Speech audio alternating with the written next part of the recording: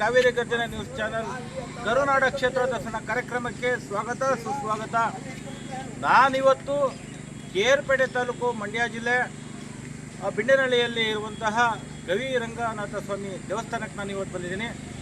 ಇಲ್ಲಿನ ವಿಶೇಷ ಏನಪ್ಪ ಅಂತಂದರೆ, ಬಹುಮುಖ್ಯವಾಗಿ ಮಕ್ಕಳು ಹುಟ್ಟಿದಾಗ ಒಂದು 5 ತಿಂಗಳು 6 ತಿಂಗಳು ಈ ಥರ ಆದಂಥ ಒಂದು ಸಮಯದಲ್ಲಿ ಇಲ್ಲಿ ಬಂದು ಕಿವಿಯನ್ನು ಚುಚ್ಚಿಸುವಂಥ ಒಂದು ಕಾರ್ಯಕ್ರಮವನ್ನು ಮಾಡ್ತಾರೆ.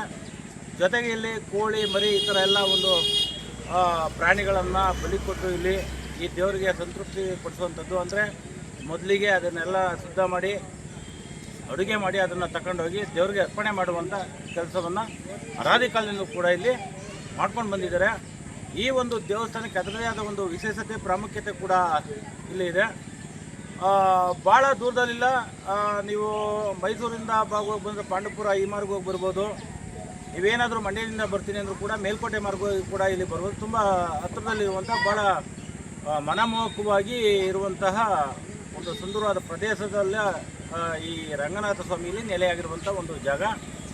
ಇಲ್ಲಿ ಏನೇನು ಎಡೆಗಳನ್ನ ಇಕ್ತಾರೆ, ಇಲ್ಲಿ ಬರುವಂಥ ಭಕ್ತಾದಿಗಳು ಯಾವ ರೀತಿಯಾಗಿ ಆ ಭಕ್ತಿಯಿಂದ ಪೂಜೆ ಕೈಂಕರ್ಯಗಳನ್ನು ಮಾಡ್ತಾರೆ ಅನ್ನುವಂಥದ್ದನ್ನ ನಿಮಗೆ ತೋರಿಸುವಂಥ ಪ್ರಯತ್ನ ಮಾಡ್ತೀನಿ.